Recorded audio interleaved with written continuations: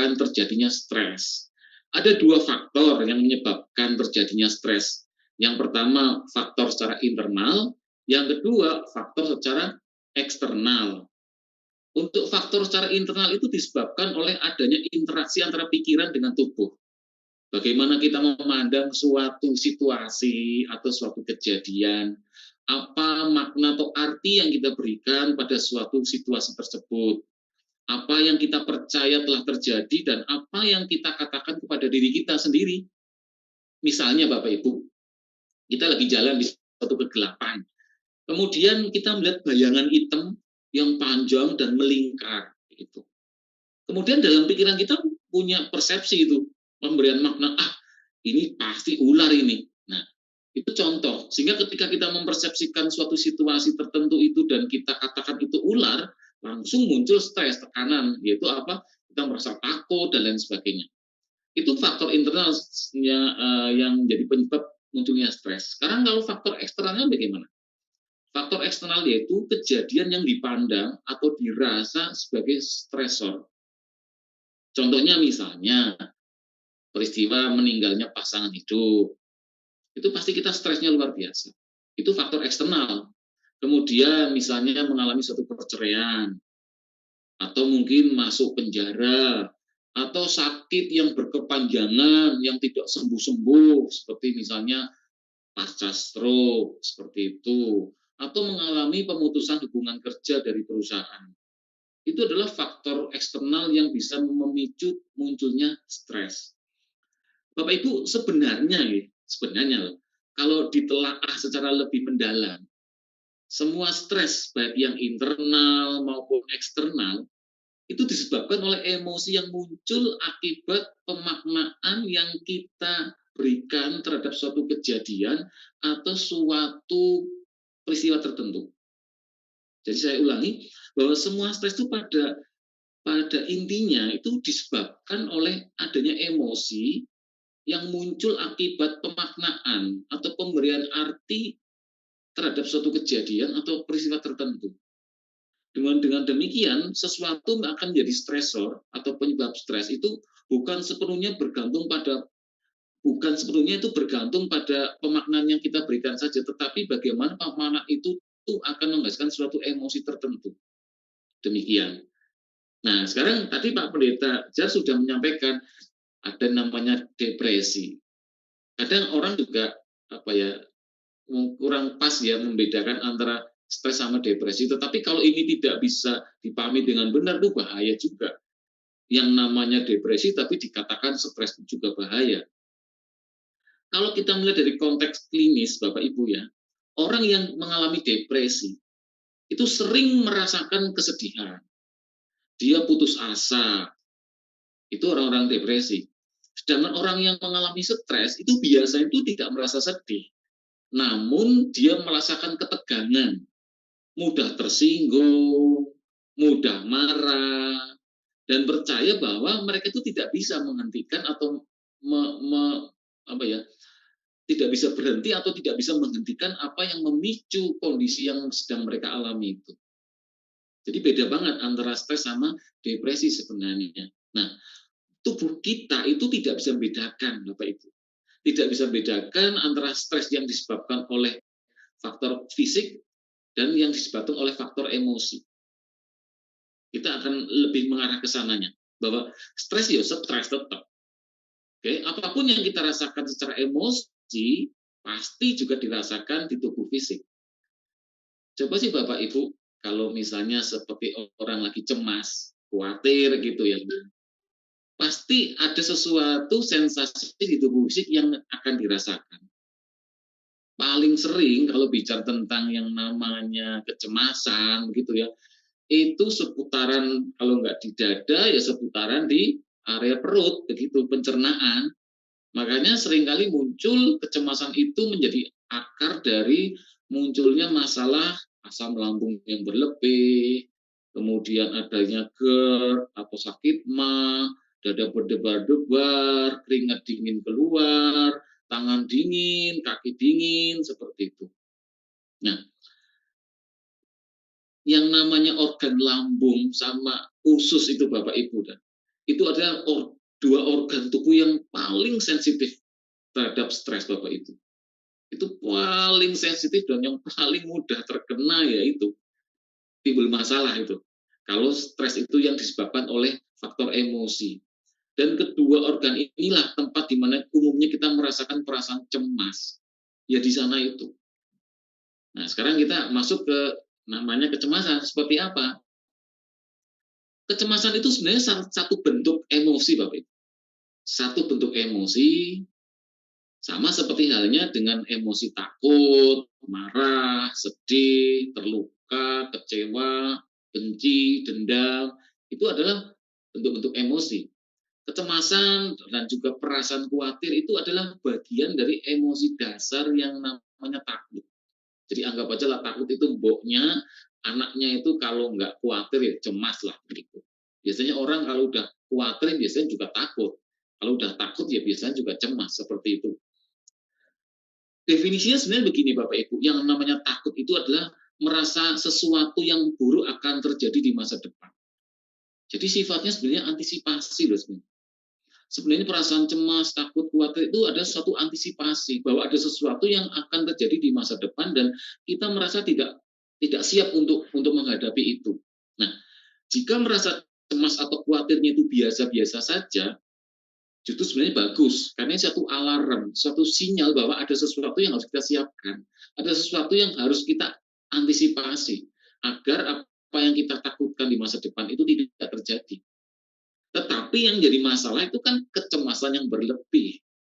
Sudah tahu bahwa itu ada sesuatu yang harus disiapkan di masa depan, tetapi tidak kita lakukan di masa sekarang.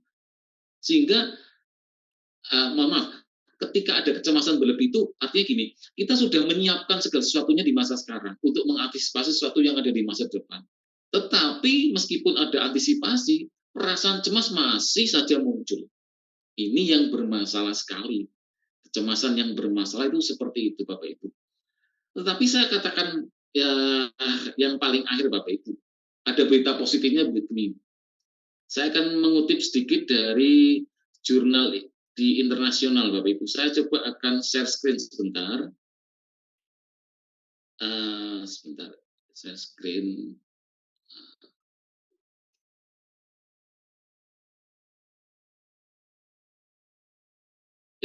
Sudah kelihatan nih, Bapak Ibu nggih?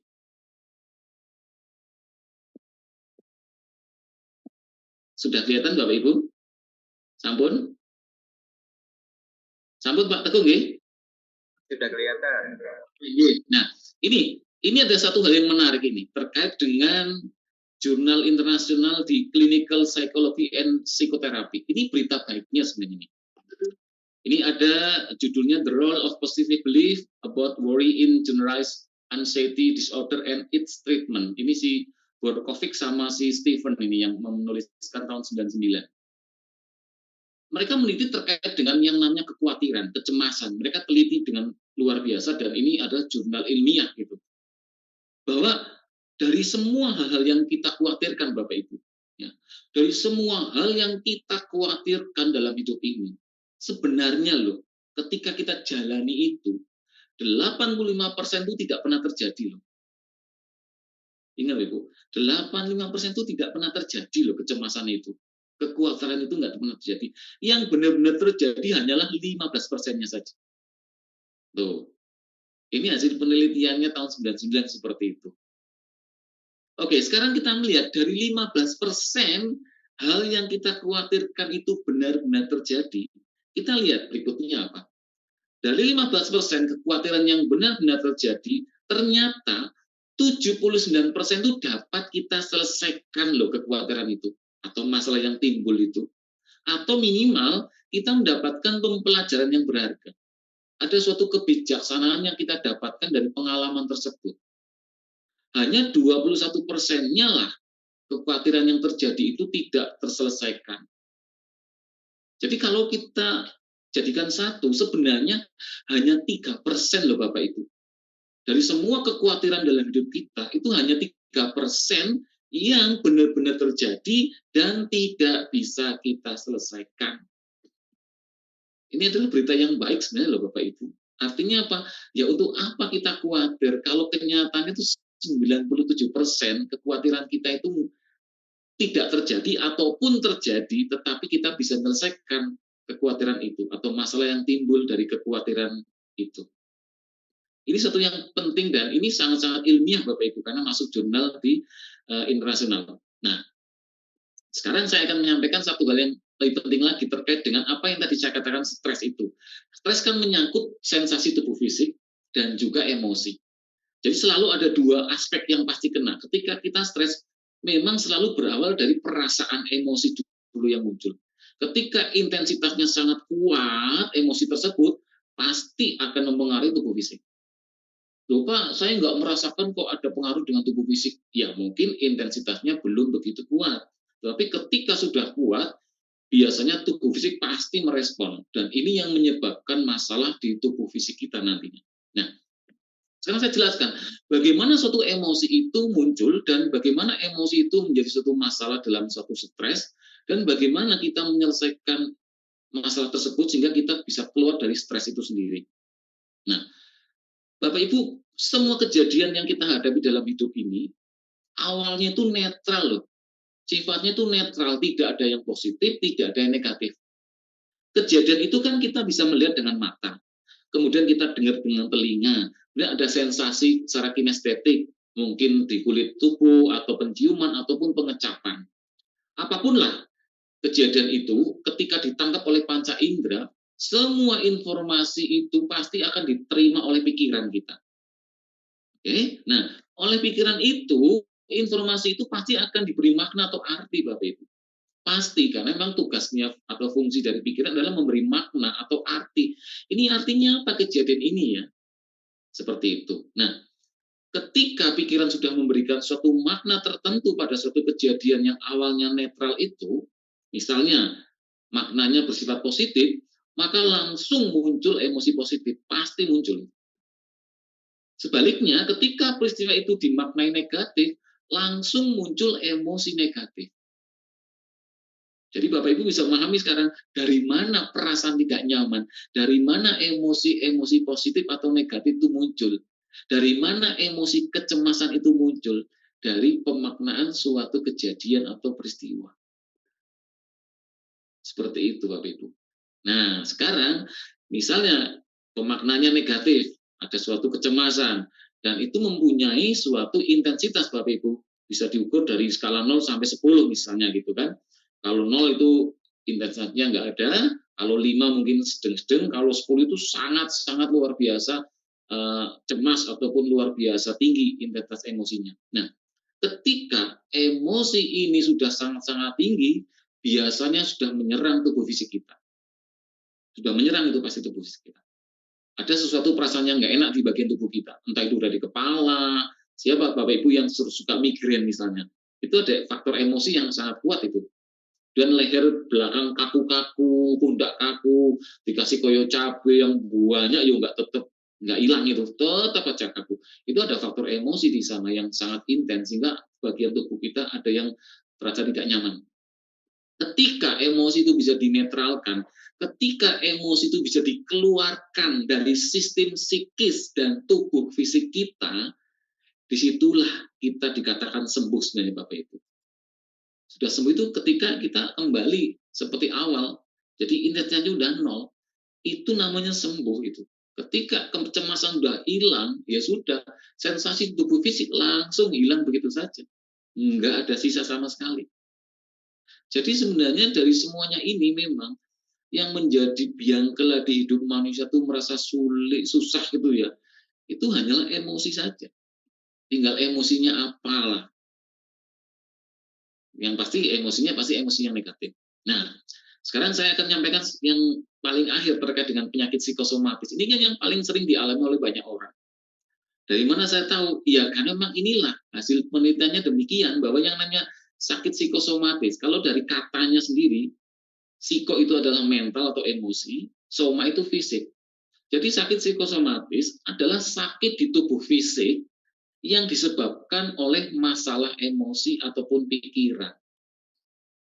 Bapak Ibu pasti pernah menemukan kan seseorang yang mengeluh bahwa bagian tubuh fisiknya itu ada suatu masalah, bagian tubuh fisiknya ada yang sakit, sehingga datanglah ke dokter. Tapi ketika dokter melakukan memeriksa begitu ya, tidak ditemukan gangguan di tubuh fisiknya. Tetapi orang itu masih tetap merasakan sakit. Itulah yang namanya psikosomatis. Dan hasil penelitiannya dikatakan demikian. Ini hasil penelitian tahun 89 ini.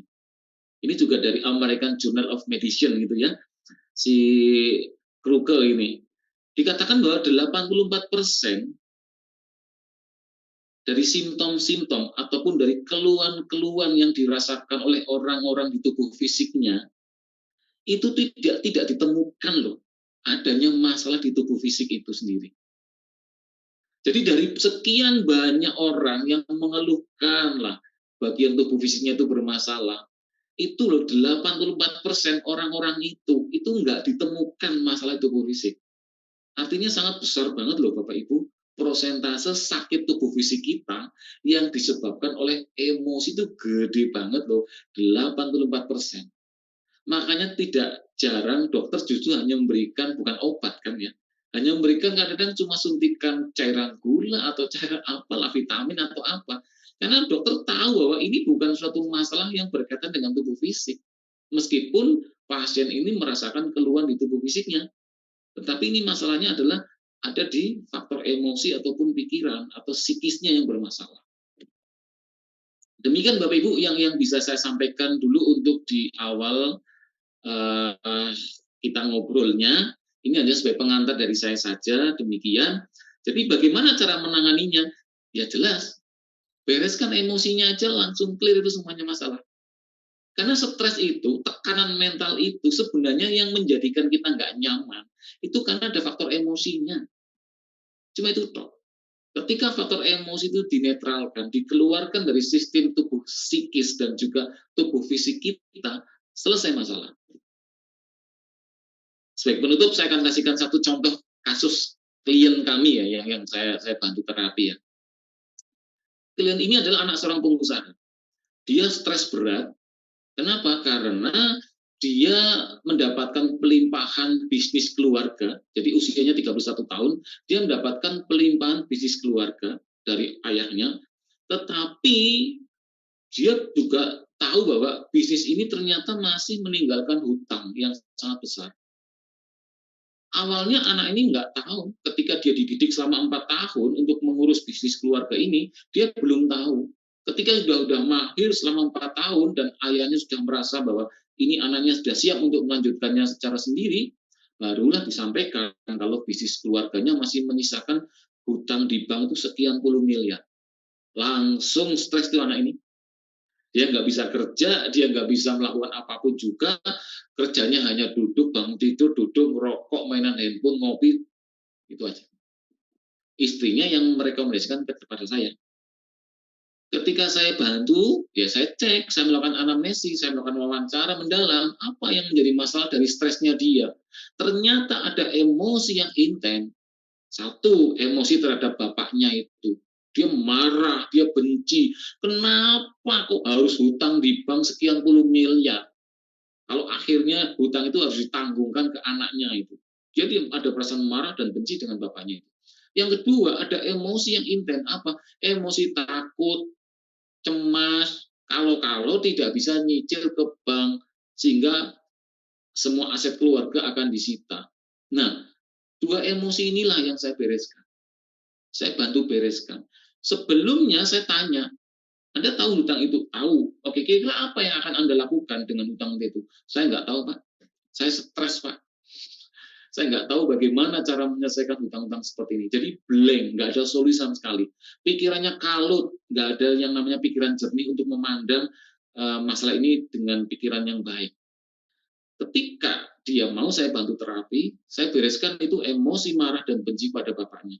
Ternyata emosi marah benci dengan bapaknya ini bukan emosi yang tiba-tiba muncul loh Bapak Ibu. Bukanlah tiba-tiba muncul gara-gara hutang itu loh, bukan. Emosi ini sudah ada sejak dulu ketika dia kecil. Hanya emosi itu sekarang terpicu kembali oleh karena berita bahwa ada hutang yang melekat pada bisnis keluarganya ini. Kemudian emosi kecemasan ini juga bukan sesuatu yang tiba-tiba muncul, ini sudah ada sejak dia masa kanak-kanak dulu. Kedua emosi ini saya bereskan clear. Setelah clear semuanya, saya cek dengan teknik tertentu dan saya pastikan emosi itu benar-benar netral. Dan benar dirasakan di tubuh fisik juga. Pak, kok rasanya enteng ya badan saya? Kok ada sesuatu kayak yang beban-beban berat yang selama ini saya rasakan kok kayaknya hilang gitu ya. Nah, itulah sensasi di tubuh fisik yang dirasakan. Bahwa emosi itu memang terasa menyebabkan tubuh itu nggak nyaman, terasa berat, begitulah. Nah, kemudian ketika setelah selesai saya tanya, oke, Anda masih tahu kan, masih ingat kan bahwa Anda masih punya hutang yang melekat di perusahaan keluarga? Iya Pak, saya tahu. Sekian puluh miliar, iya. Kira-kira apa yang akan Anda lakukan dengan hutang-hutang itu? Dia dengan sangat cerdasnya menyampaikan beberapa hal yang ingin akan dia lakukan untuk bisa membereskan hutang-hutang itu. Ketika emosi negatif sudah bisa dinetralkan Bapak Ibu, pikiran langsung bisa jernih. Dia bisa memandang masalah dengan persepsi, dengan cara pandang yang lebih positif. Sehingga dia dengan sangat mudah melihat adanya solusi, peluang untuk bisa menyelesaikan masalah itu dengan cepat. Ini loh sesuatu yang penting Bapak Ibu, berkaitan dengan bagaimana kita harus membereskan emosi yang melekat pada stres yang kita alami itu. Demikian mungkin Pak Deto yang jadi pengantarnya saya. Terima kasih. Monggo Pak Teguh. Halo, bisa dengar suara saya dengan jelas? Iya, dengar. Oke. Ya, terima kasih Pak Jar. Salam untuk semua warga Pasamuan di GKJ Antep. Pak Pur, terima kasih untuk berbagi. Pak Teguh. Sorry, GKJ Ampel. Iya, GKJ Ampel. Ya, Pak Pur, terima kasih sudah berbagi. Ya, Pak Denny, lama tidak berjumpa ya. Ya, saya tidak akan bercerita seperti yang disampaikan oleh Pak Pur, tapi saya akan coba share screen. Boleh saya share screen ya?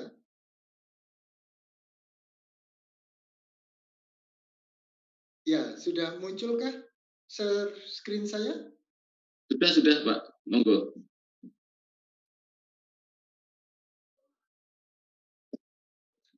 Sudah muncul Pak Deto. Sudah muncul ya? Oke. Nah, ya,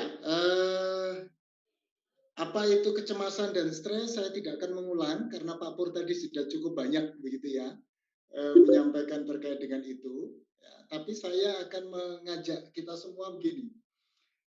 Ini coba saya lihat ya. Kalau ini saya coba search di Alkitab elektronik kita itu. Ini kalau saya tulis cemas, kecemasan itu munculnya sejumlah ini. Kalau saya search kata khawatir itu munculnya sejumlah 35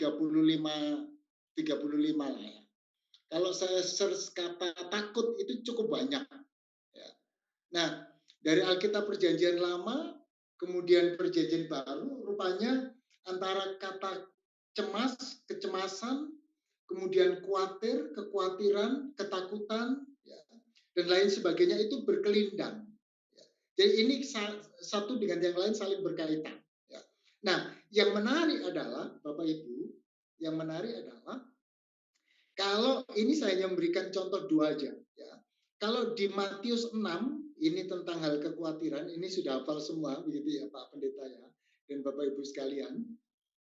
Itu kata yang dipakai untuk menjelaskan terkait dengan kecemasan itu bisa diartikan dengan kata sangat khawatir. Ya. Merimnan, itu sangat khawatir, perasaan cemas yang sangat cemas, ya. Tetapi yang menarik adalah ada sikap peduli, gitu. Jadi saya cemas terhadap cucu saya, gitu kan? Maka kemudian mengekspresikan kecemasan itu dengan wujud kepedulian. Saya cemas, saya takut karena cucu saya tidak makan misalnya. Atau keluarga saya tidak bisa pergi ke gereja karena hujan. saya bawa payung double. Itu ya. Oke, itu yang pertama di Matius 6 ya. Bapak Ibu bisa lihat. Nah, yang menarik adalah ada di kitab Lukas pasal 21 ayat 26 ya. Di cerita itu disampaikan bahwa ternyata kecemasan ya, itu bisa membawa dampak yang sangat fatal. Ya. Kalau Pak Pur tadi menyampaikan ada psikosomatis, ya rupanya Pak Pur ini lebih parah lagi Pak. Jadi karena kecemasan itu mendatangkan rasa takut yang amat sangat tentang masa depan dan itu pada akhirnya berujung kepada kematian.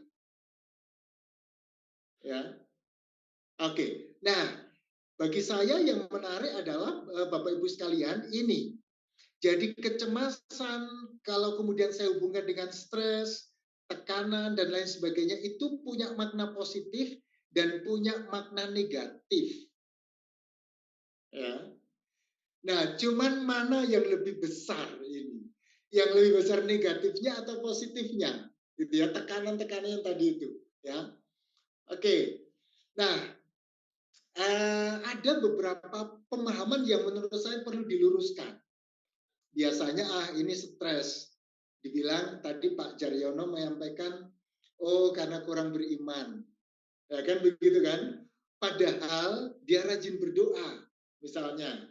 Padahal kemudian mungkin kita mengatakan orang Kristen kok mengalami gangguan kecemasan, ya kan? Sehingga kemudian dia merasa merasa kayak ini kena karma, gitu. Ini karena dosa. Ya, nah itu biasanya terjadi di gereja. Ya, oke. Nah biasanya mudah-mudahan Pak Jer tidak yang seperti ini ya. Biasanya ini jurusnya pendeta. Ini saya dulu kalian begini kali. Biasanya jurus yang disampaikan oleh pendeta ya terhadap orang dengan kecemasan ini biasanya dia pasti baca Alkitab nih. Ya, oke deh. Nasihat Alkitab ini apa? Jangan hendaknya kamu khawatir tentang apapun juga misalnya. Nah itu biasa yang kita lakukan. Ya, orang Kristen biasanya ngomong gitu. Ya, nah padahal ya kalau kita lihat ini tunggu, ini cemas, ini stres, ini karena dosa atau memang karena sakit penyakit yang tadi Pak Pur sampaikan. Ya, cuman karena ini campur aduk, ya pemahaman kita yang salah tentang kecemasan, tentang anxiety disorder dan lain sebagainya itu menjadikan kemudian kita salah kaprah. Ya, oke. Misalnya juga nih, ini ada orang mempunyai kecemasan yang terus menerus, yang pada akhirnya menjadi disorder, menjadi penyakit. Ya. Kita selalu menasihati gini, tenanglah, Tuhan tidak akan pernah beri percobaan lebih dari kekuatanmu, ya kan? Nah ini yang seringkali kita lakukan, ya. Nah memangnya kalau Tuhan itu tidak memberi pencobaan lebih dari kekuatanmu, apakah ini ujian dari Tuhan? Apakah ini memang hukuman dari Tuhan? Ya, nah itu biasanya yang terjadi. Ya, oke. Tidak salah memang kemudian yang ketiga ketika kita ngomong berdoalah dan serahkanlah kekhawatiranmu kepada Tuhan. Bapak Ibu, beberapa pengalaman di jemaat itu kalau orang mengalami kecemasan doanya luar biasa. Ya, saya punya salah satu warga yang ditinggal minggat anak perempuannya dengan pacarnya. Hampir setiap saat dia berdoa. Ya, jadi ada waktu sepi, tidak ada orang di rumah, dia berdoa. Jam 12 malam dia berdoa. Sebelum tidur dia berdoa. Sore hari dia berdoa. Tapi tetap saja. Ya. Nah, menjadi problem memang karena pemahaman-pemahaman yang salah. Ya. Sehingga kemudian kalau kita mengatakan ya sudah deh serahkan penderitaanmu pada Tuhan, maka kemudian saya ini sudah berdoa Pak. Ya. Itu kan menunjukkan kesan bahwa orang yang mengalami kecemasan itu merasa semakin disudutkan karena semakin dicap kurang berdoa, itu berarti kurang berserah kepada Tuhan.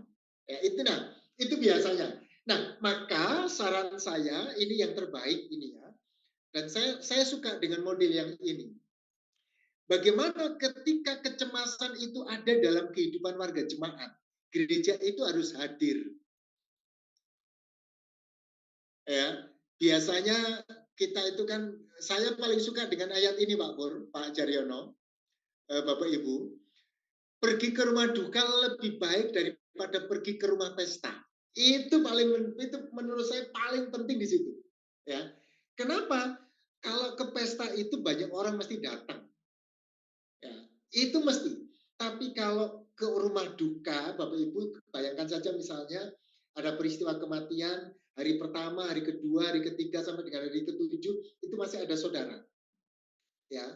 Tapi hari ke-8 itu semua sudah pulang. Ya, karena semua sudah pulang, bisa saja kemudian dia mengalami persoalan. Nah, peran gereja ada di mana? Dia hadir di situ. Itu mengapa saya suka dengan ayat ini. Jadi pergi ke rumah duka lebih baik daripada pergi ke rumah pesta. Itu artinya apa? Orang yang mengalami persoalan dengan psikologinya, yang disebut dengan kecemasan, stres, dan lain sebagainya, itu butuh teman. Ya, butuh teman ngobrol, butuh teman untuk sekedar ketemu, untuk sekedar duduk bareng. Ya, maka saya kutip ini ada tokoh konseling. Dia bilang begini, ya. Jadi kehadiran seseorang, katakanlah konselor, pendeta, majelis jemaat, dan dulur-dulur semua itu, sebetulnya itu representasi dari kehadiran Tuhan. Ya. Jadi kalau kita hadir di tengah orang yang mengalami persoalan itu sama dengan Tuhan hadir di situ. Sederhananya seperti itu. Ya. Jadi mesti kita ada di situ. Ya.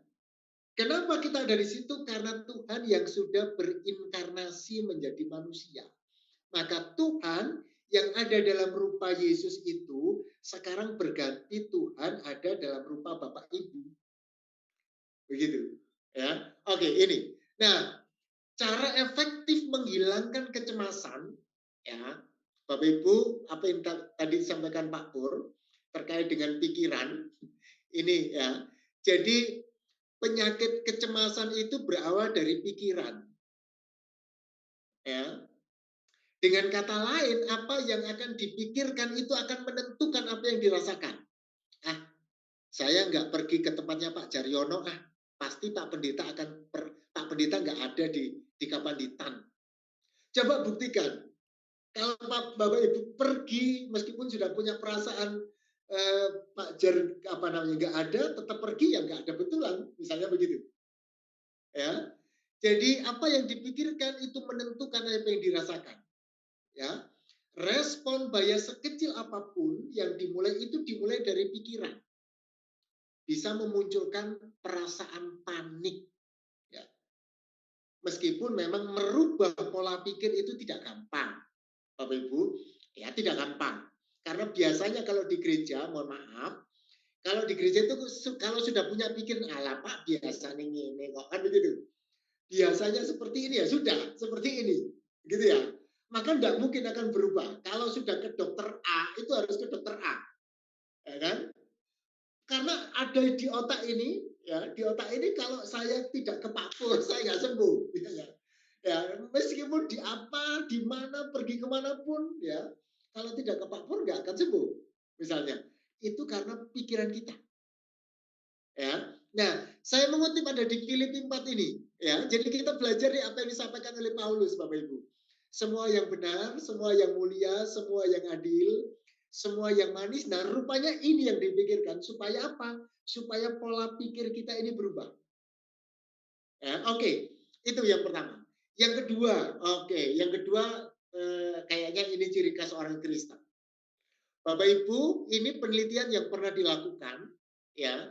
Rupanya perasaan sukacita, perasaan bersyukur, ya, itu menurunkan 23% level kortisol. Ya. Memblokir emosi negatif seperti iri hati, penolakan, penyesalan, dan depresi.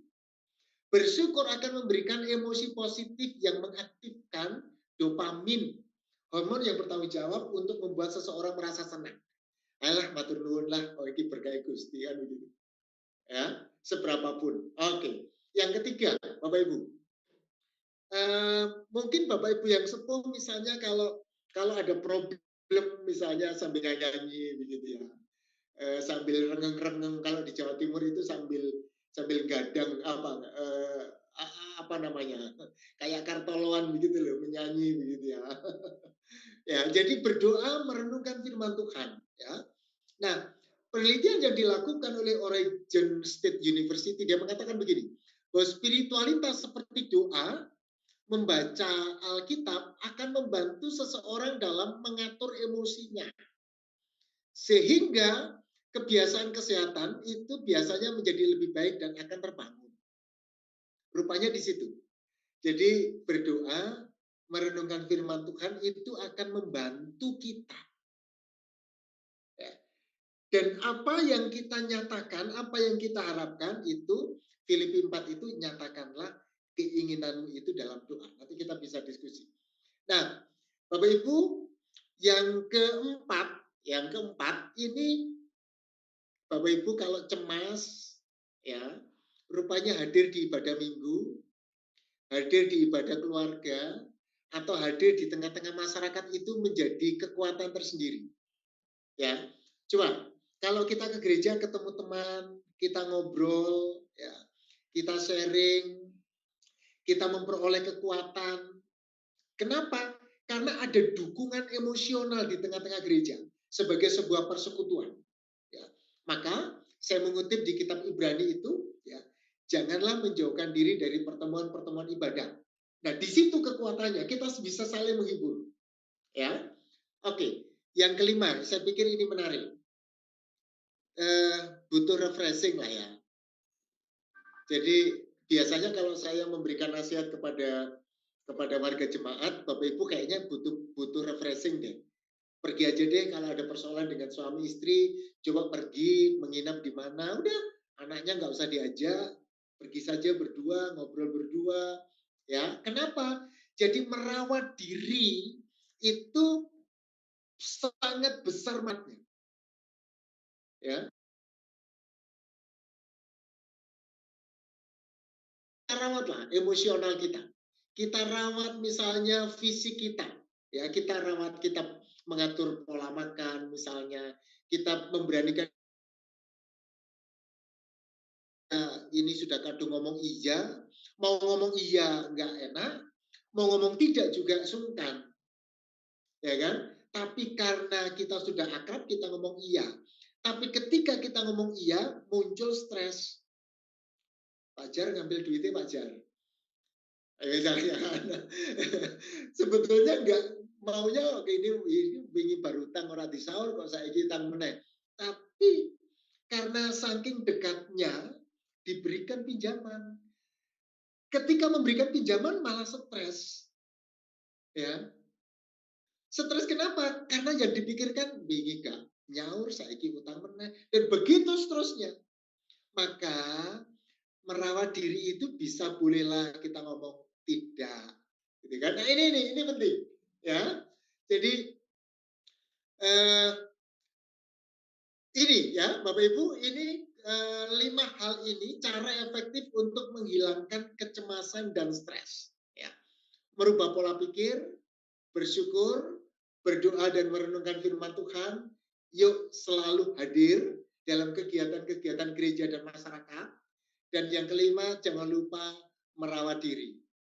Ya, oke, itu Pak Jar dari saya. Mungkin nanti kita bisa memperdalam apa yang sudah kita dengarkan bersama. Terima kasih Pak Jar. Ya, terima kasih Pak Teguh dan juga Pak Pur ya. Apa namanya, pemahaman bagi kita semua.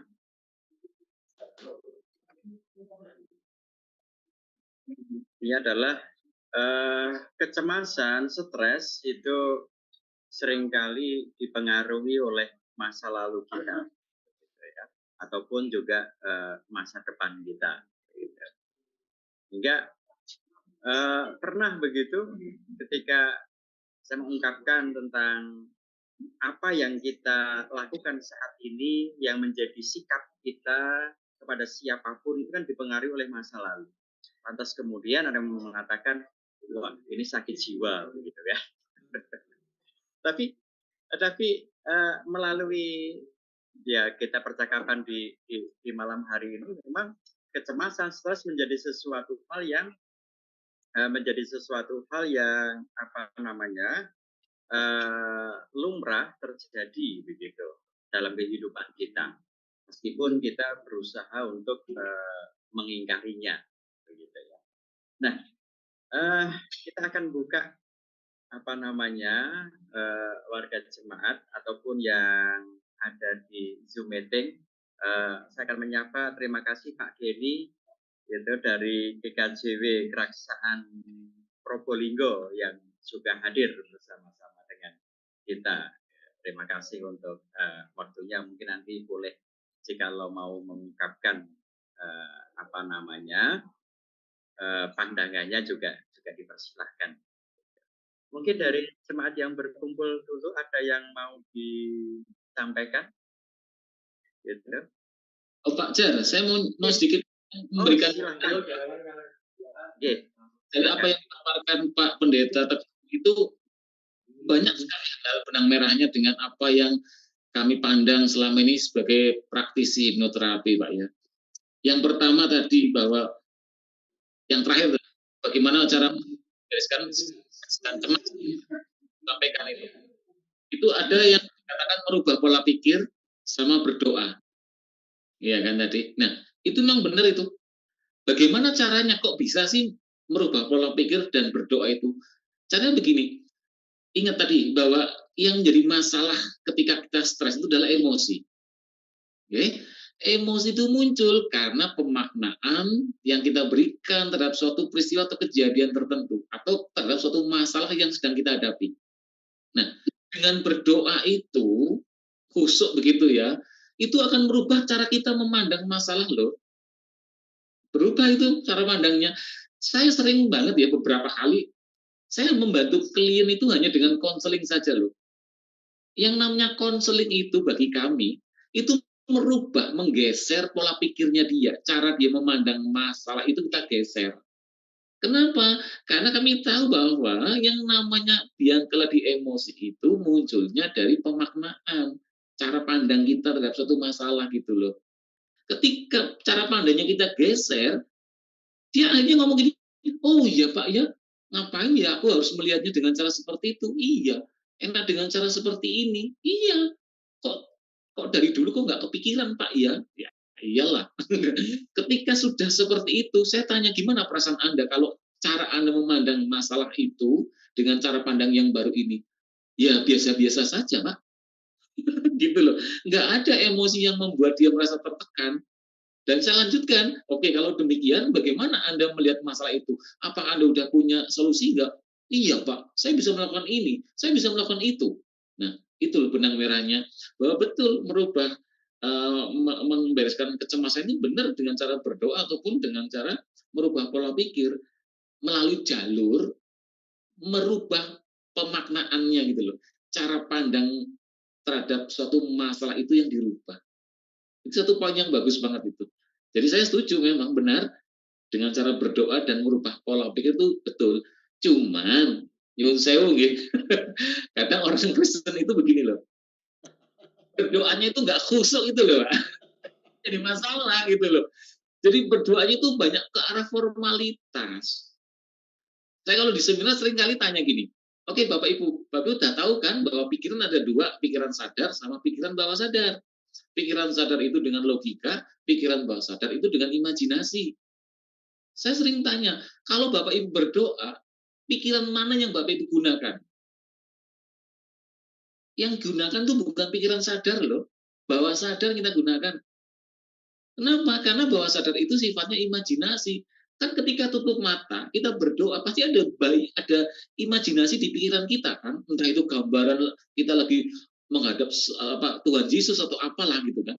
Nggak mungkin berdoa itu dengan logika. Bagaimana mungkin kita pakai logika? Lah wong kita nggak bisa melihat Tuhan kok. Logika itu pasti ditanyakan, kamu doa ya? Sama siapa? Sama Tuhan. Mana Tuhan? Kok nggak kelihatan? Itu kalau pakai pikiran logika. Jadi setiap kali berdoa itu harus pakai bawah sadar. Dan ciri khas bawah sadar itu kita menggunakan perasaan, rasa, emosi. Jadi kalau berdoanya nggak khusyuk, pasti sulit gitu loh untuk mendapatkan suatu pemahaman baru, cara memandang suatu masalah itu dengan cara pandang yang baru sehingga merubah pola pikir itu agak sulit. Makanya kalau berdoa itu harus dengan pikiran yang tenang, perasaannya juga nyaman, yakin begitu. Kalau hanya formalitas, sulit itu. Itu secara teknis demikian Bapak Ibu terkait dengan apa yang tadi disampaikan oleh Pak Pendeta Teguh itu. Satu lagi Pak Pendeta yang mungkin perlu saya ini persepsi kami loh ya. Tadi dari teologi sudah seperti itu dikatakan tadi bahwa apa yang kita pikirkan itu akan memunculkan apa yang kita rasakan. Tadi Pak Pendeta kan bilangnya begitu. Ya, jadi tadi dari Filipi pasal 4, ya kan? Kita pikirkan itu yang akan memunculkan apa yang kita rasakan. Dalam pandangan kami itu malah terbalik. Kenapa terbalik? Karena buah pikir yang selalu muncul di pikiran kita itu kan buah-buah pikir kan, atau bahasa Inggrisnya itu thought gitu ya. Buah-buah pikir itu nggak akan muncul begitu saja kalau tidak ada dorongan emosi loh. Jadi sebenarnya yang terjadi adalah adanya emosi dulu yang memunculkan buah pikir tertentu. Jadi kalau ada orang, Pak, gimana caranya saya bisa berpikiran positif? Kan banyak sekali orang seperti itu kan. Bagaimana caranya saya bisa berpikiran positif? Kok yang seringkali memenuhi pikiran saya justru pikiran-pikiran negatif. Padahal saya pengen banget berpikiran positif. Kenapa itu terjadi? Karena di dalam diri kita sudah ada dulu emosi-emosi negatif. Emosi-emosi negatif itulah yang mendorong munculnya buah pikir yang negatif. Jadi caranya bagaimana Pak agar kita bisa berpikiran positif? Caranya bereskan dulu emosi negatif Anda. Kalau emosi negatif sudah Anda bereskan, Anda dengan sangat mudah, saya katakan sangat mudah muncul pikiran-pikiran positif. Jadi sejatinya sebenarnya pikiran positif itu sudah ada dalam diri kita. Cuman karena kekuatannya itu kalah dengan yang pikiran negatif, ingat Bapak Ibu, emosi adalah energi ya. Emosi itu bahasa Inggrisnya adalah emotion. Nulisnya itu strip motion. E-nya itu energi, motion itu bergerak. Jadi kalau emosi negatif itu energi negatif Bapak Ibu. Jadi kekuatannya emosi ada di energinya itu. Jadi kalau orang sulit untuk berpikiran positif karena intensitas atau energinya dari emosi negatif dalam diri orang itu sangat besar sehingga mendominasi pikiran-pikirannya itu dengan hal-hal yang negatif sehingga orang itu sulit sekali untuk berpikiran positif. Silakan coba Anda berpikiran positif sekuat apapun juga. Kalau emosi negatif dalam diri Anda masih sangat kuat, Anda akan sulit sekali. Sulit sekali. Itu aja benang merah yang tadi saya dapatkan dari Pak Teguh untuk melengkapinya. Atau nuwun Pak Jar.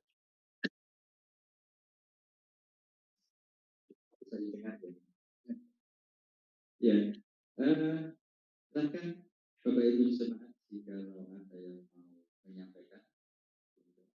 Berarti sudah bisa lari dari kecemasan. Sambil diminum kopinya Pak Jar. Ya.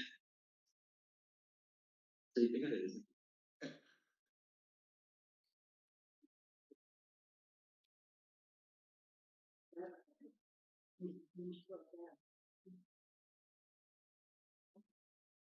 Halo.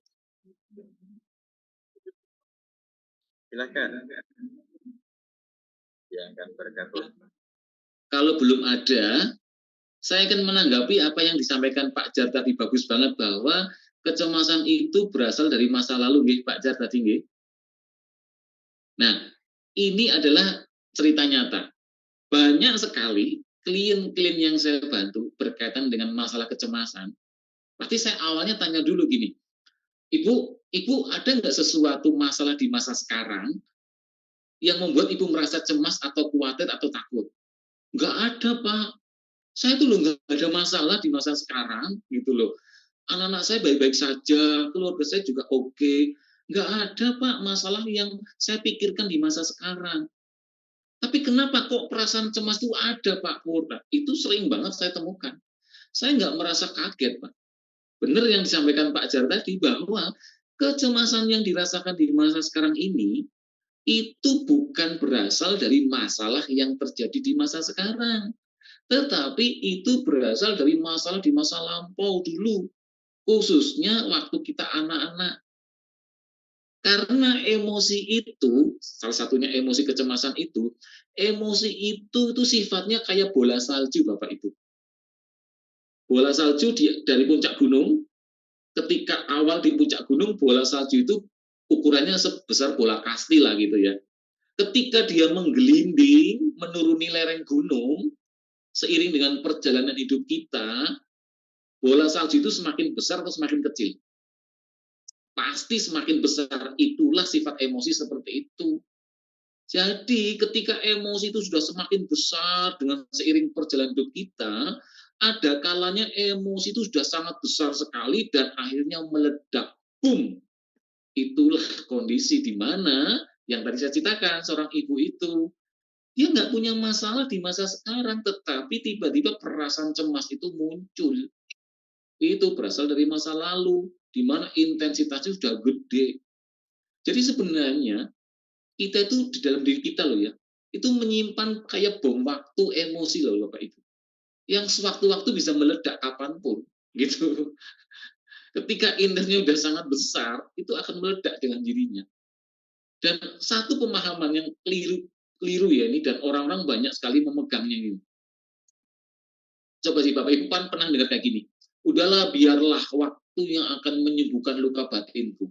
Nah, ini mungkin bukan emosi kecemasan ya, misalnya luka batin, misalnya terluka, sakit hati, marah, begitu ya, kecewa, sedih gitu ya.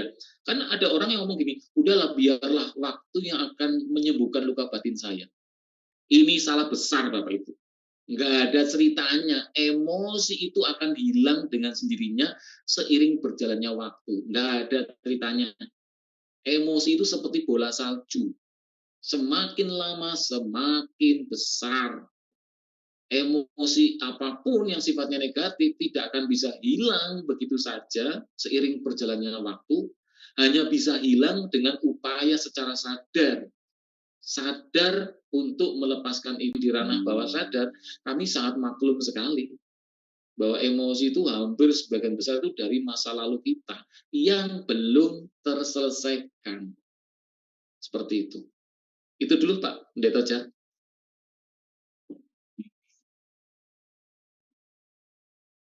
Jadi nampaknya tadi Pak Wisnu melambaikan tangan akan bertanya atau bagaimana, agar bisa dibuka mic-nya.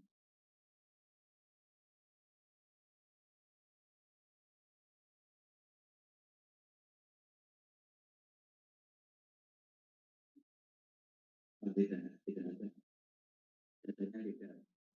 Galaxy A20s Tidak ada atau angkat tangan mau menyampaikan sesuatu? belum di unmute itu yang Galaxy A20s.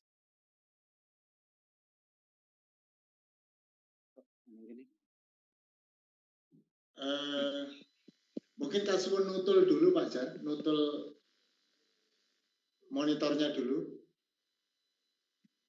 Bu Maria Krismiati, ya Bu Maria Krismiati, monggo untuk bisa berbagi, karena Bu Maria saya juga aku belajar di psikologi ya. Monggo Bu Maria. Matur nuwun wekdalipun, sugeng dalu sedaya kemawon kawula aturaken. Ingkang angka setunggal, matur nuwun sanget dumateng Bapak Teguh, Bapak Jaryono, Pak Pur, dan sebagainya. Nah, begini Bapak Ibu, kesimpulan dari apa yang saya dengarkan, sebenarnya ketika Pak Pur memaparkan apa itu stres, apa itu emosi, banyak sekali pertanyaan yang muncul dalam hati. Tetapi setelah Pak Teguh, betul Bapak Pendeta, Pak Emmanuel Teguh tadi menyampaikan, rasanya saya merasa itu sudah terjawab di sana. Nah, sekarang saya kepingin bertanya kepada Pak Pur sebagai praktisi hipnoterapi. Pertanyaannya adalah, saya sebagai manusia, makhluk sosial, kami bermasyarakat, bergereja, berkeluarga, dan sebagainya. Kalau tadi setiap manusia itu pasti punya emosi, bahkan terdapat energi yang melekat di dalam hidup kita atau tubuh kita, baik itu energi positif maupun negatif. Ternyata setelah saya simpulkan, semuanya emosi itu muncul, itu berasal dari bagaimana pemaknaan atau cara pandang ketika kita menghadapi sesuatu dimanapun. Di gereja, di masyarakat, di rumah, di tempat pekerjaan, dan sebagainya. Nah, pertanyaan saya adalah, mungkin Pak Pur sebagai praktisi yang sudah berpraktek 10 tahun kurang lebih, mungkin ada trik atau strategi bagaimana supaya kita itu bisa terkondisi untuk bisa memaknai sesuatu itu tidak memunculkan emosi-emosi atau energi negatif yang sudah melekat di dalam hidup kita atau di dalam jiwa kita gitu. Tetapi saya sendiri juga berpikiran kalau itu nanti sudah dijawab Pak Teguh sebagai Pak Pendeta, sebetulnya selesai.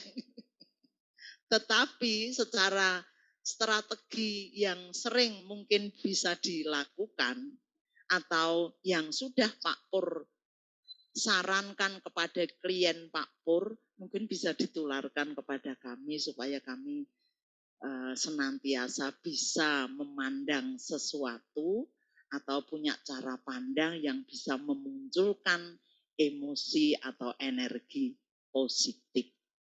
Begitu Pak. Terima kasih.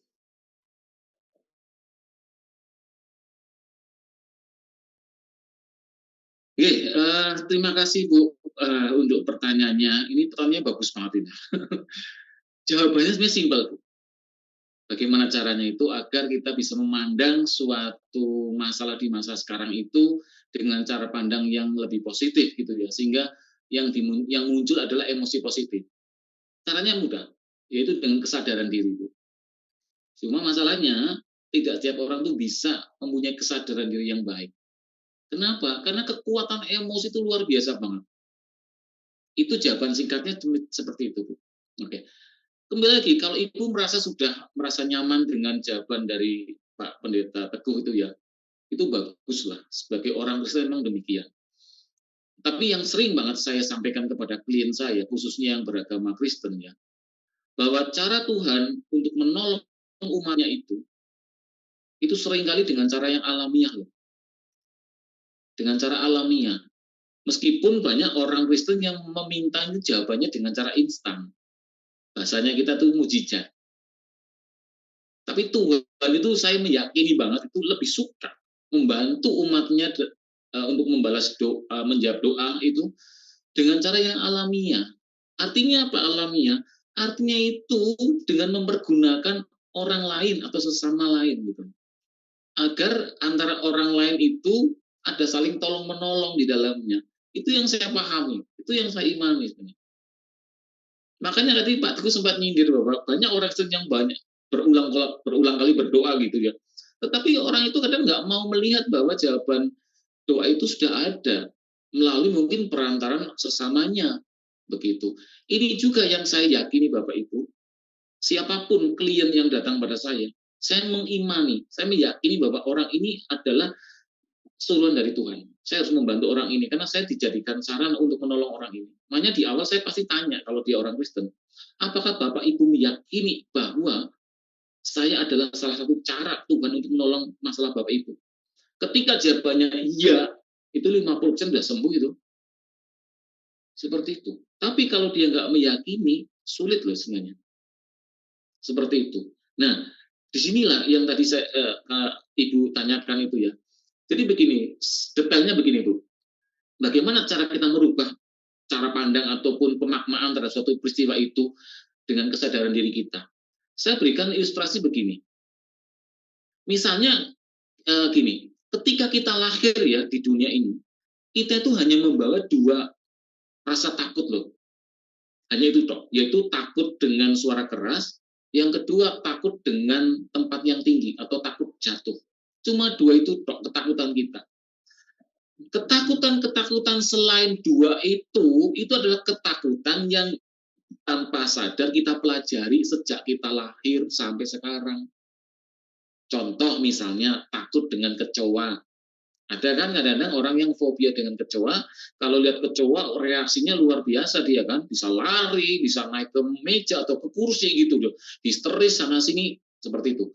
Nah, awal mula ketika dia anak-anak, apakah dia udah punya ketakutan dengan kecoa? Enggak. Ketika dia pertama kali lihat kecoa, pasti anak kecil ini ingin melihat, ini kecoa itu binatang apa? Kok lucu ya jalannya? Anak itu bisa aja pegang kecoa itu. Nggak ada rasa takut sama sekali. Tetapi tanpa sadar, ibunya yang lihat anaknya itu pegang kecoa langsung teriak, enak itu kecoa binatang jijik, itu jelek, itu sesuatu yang kotor, itu takut, menakutkan dan sebagainya. Ada emosi-emosi negatif yang dimunculkan oleh ibu itu. Pertama kali anak bingung, kok begini? Itu masuk ke bawah sadar anak itu menjadi suatu database, suatu program awal bahwa kecoa itu ternyata binatang yang jorok, binatang yang kotor, binatang yang dan sebagainya. Hal itu terjadi berdua kali, tiga kali. Atau tiba-tiba anak itu melihat ibunya histeris di dapur karena tiba-tiba bongkar lemari muncul kecoa dalam banyak, ibunya histeris. Itu sadar orang tua memberikan satu kepada kejadian tertentu atau satu orang tertentu. Hanya udah negatif itu dalam diri anak itu. Itulah respon dia terhadap kecoa menjadikan sesuatu yang baik. Itu juga ikut-ikutan takut tiap kali melihat kecoa. Itu proses pemaknaan dan ibunya. Ketika dia dewasa, apakah dia bisa dengan yang dengan cara pandang yang positif, respon perilaku positif ketika dia melihat bisa tuh. Ketika dia dewasa, terpicu oleh kecoa, dia melihat kecoa di dapurnya sendiri, misalnya dia keluarga itu. Sama persis seperti ketika dia kecil. Pertanyaan ibu, itu bisa nggak Pak Pur melihat memandang dengan dengan cara pandang yang positif sehingga responnya tidak takut lagi? Sulit Bu. Itulah kenapa saya ngomong bahwa memang benar memberi makna terhadap suatu kejadian itu dengan cara yang paling positif adalah cara salah satu untuk membereskan masalah. Betul, tetapi tidak semudah itu masalahnya. Tidak semudah itu. Silahkan coba semampu bahwa ini kecoa itu binatang yang lucu, kecoa itu tidak menakutkan, kecoa itu tidak membahayakan. Kasih tahu semuanya itulah pada orang yang punya fobia kecoa. Akan sulit untuk bisa diterima. Kenapa? Karena program di awal itu sudah seperti itu, bahwa pemaknanya udah kadung negatif. Kekuatan dari pemaknaan itu dari mana itu? Dari emosinya semua. Itu yang kami lakukan di ruang terapi. Saya bereskan emosinya itu jijik, geli, gilo, takut, apapun emosi terkait dengan kecoa itu. Ketika udah netral, pemaknaan dengan sangat mudah sekali itu. Sangat mudah sekali pemaknaannya itu langsung positif.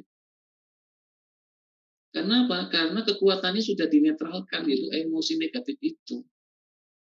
Itu loh Bu yang saya maksudkan, bahwa kenapa kok tidak mudah untuk memberi makna suatu kejadian di masa sekarang yang sudah terlanjur kita beri makna negatif sejak masa lalu.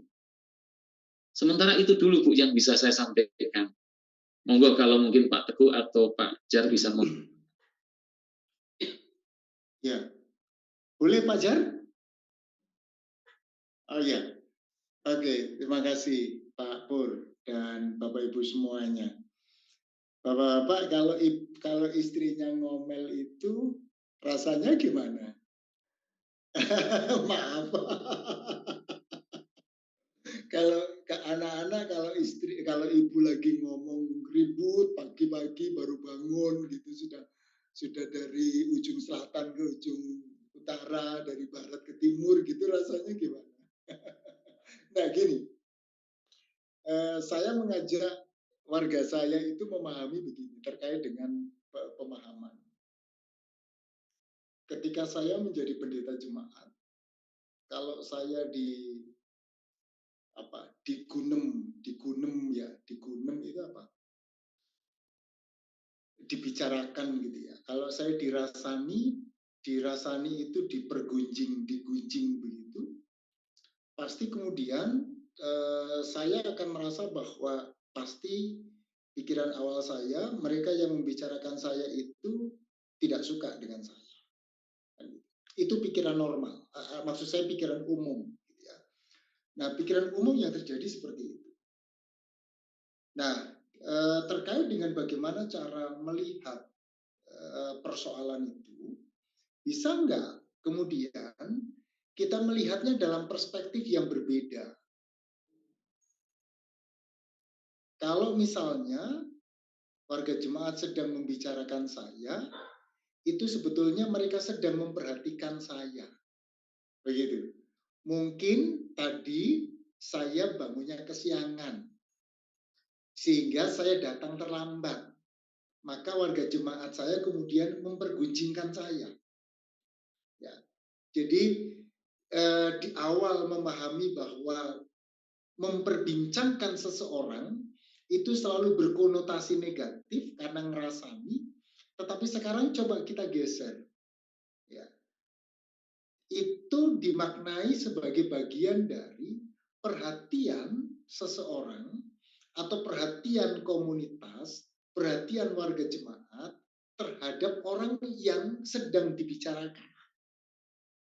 Ya, tidak gampang, iya, tidak gampang karena itu sudah terpola sedemikian rupa.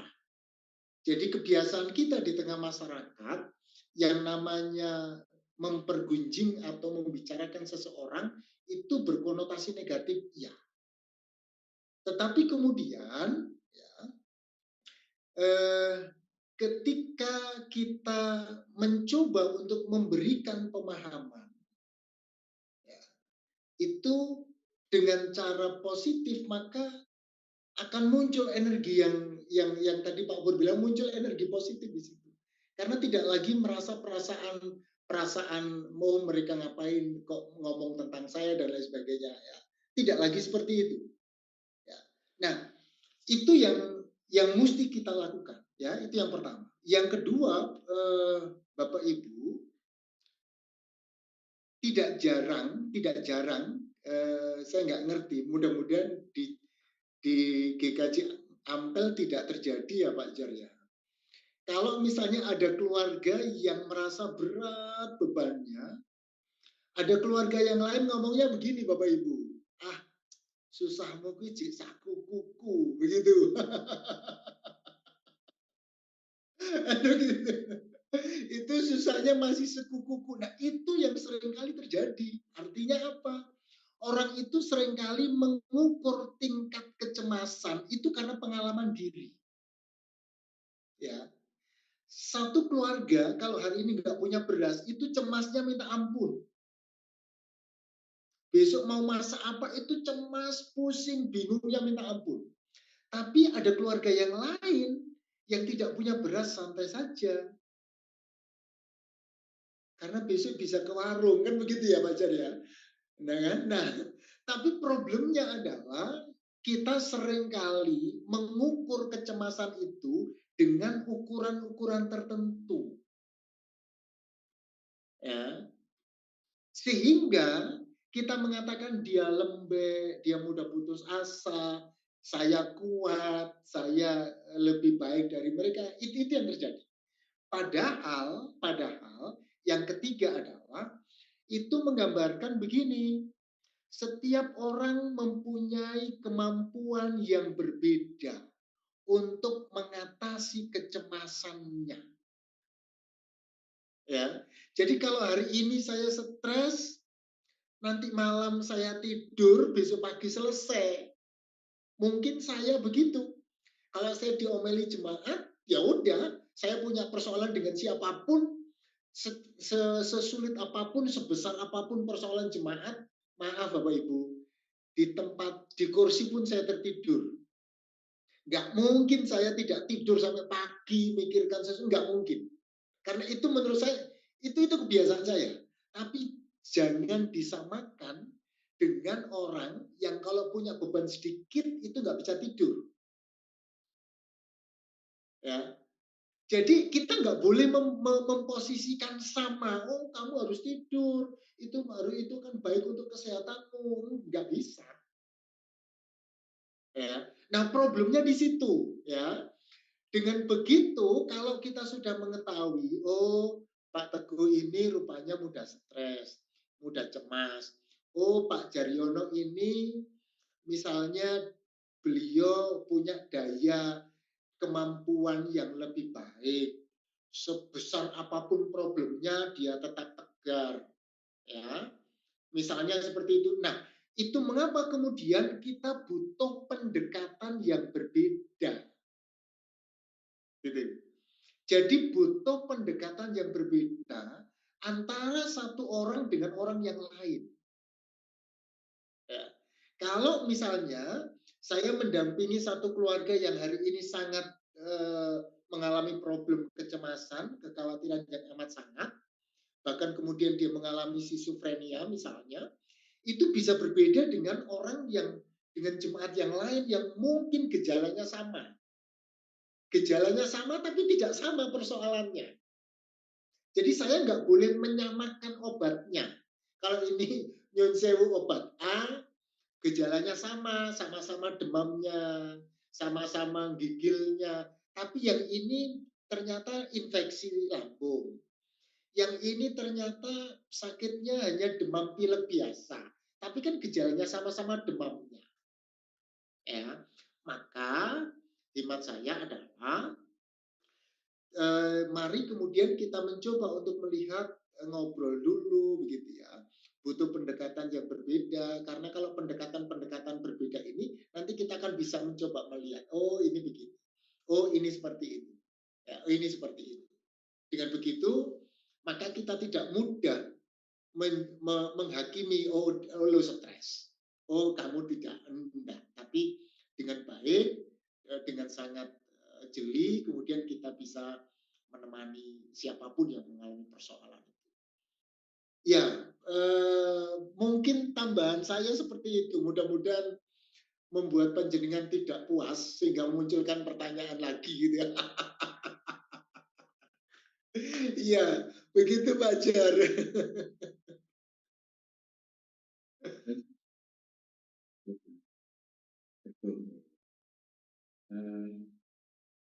Enggak Bapak Ibu yang lain karena kita masih ada waktu tidak ya 20 menit kita habiskan Disilang tadi sama kita akhiri dan eman-eman karena kita saat ini boleh diinju oleh Pak Ketua dan juga Pak Pur gitu. Artinya bahwa ya dalam kehidupan keseharian kita masih apa namanya jelas ada juga karakternya mudah banget untuk stres dan cemas gitu ya. Tapi ada juga yang memang sangat tenang ketika menghadapi banyak hal dalam kehidupannya ataupun ke depan yang dihadapi juga dengan tenang dan nyaman. Sehingga meskipun ada masalah besar pun juga dapat hidupnya. Kan ada juga yang demikian itu. Tetapi ada juga yang tidak punya masalah tetapi juga tidak bisa hidup dengan nyenyak. Mari, yang bergabung di sini, Pak Martono. Fajar. Pak Mantaya. Fajar. Asri. Fajar.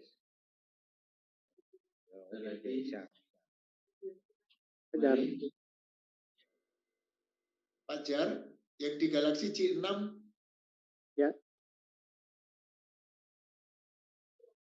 Selamat malam. Ya, dengar Pak. Dengar Pak. Ya. Selamat malam Pak Pendeta. Selamat malam semua. Ini menarik sekali ya. Tapi ada satu pertanyaan. Pemahaman kami bahwa emosi, hawa nafsu, termasuk amarah, itu adalah karunia dari Tuhan. Hanya saja ketika itu berlebihan, itu bisa mendatangkan masalah. Nah, pertanyaan kami, adakah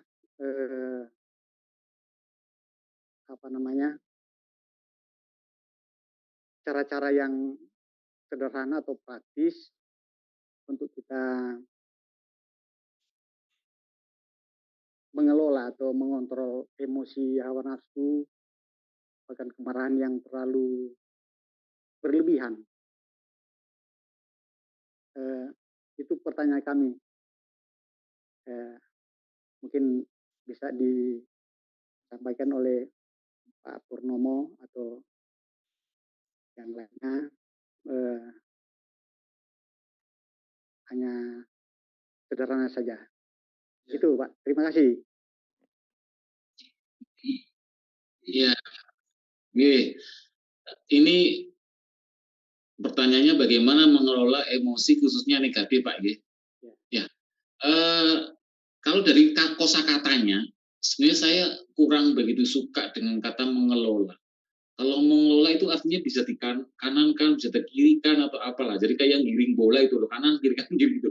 Saya lebih suka dengan kata memperlakukan, gitu loh. Ada orang yang ngomong suka memanage gitu emosi lah. Kalau udah emosi negatif mau diminit kayak apapun juga ya tetap negatif gitu kan, gitu loh. Tapi kalau memperlakukan itu kita bisa membuang, bisa melempar, bisa melepas dan lain sebagainya. Nah, oke. Umumnya Pak, umumnya nih ya, banyak orang yang keliru dalam memperlakukan emosi khususnya negatif. Yang pertama, biasanya mereka seringkali menekan emosi itu. Oke, menekan emosi dengan kekuatan kita. Ada kemarahan, ada kesedihan gitu ya. Ditekan, gitu. Seolah-olah kita merasa tidak ada emosi itu.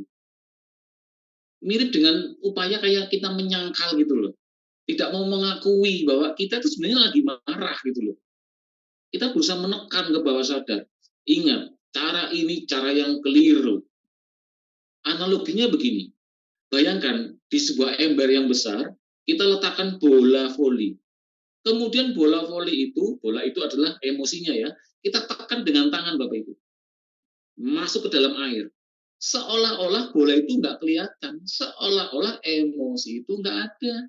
Padahal emosi itu ada di bawah sadar itu, ditekan masuk itu. Nah, ketika tekanan tangan itu sudah nggak kuat, akhirnya apa? Meledaklah, impact-nya itu luar biasa itu. Nah, menekan emosi inilah yang dalam pandangan kami itu seperti obat yang diberikan oleh psikiater. Itu untuk menekan emosi itu. Makanya orang ketika minum obat dari psikiater biasanya emosinya datar.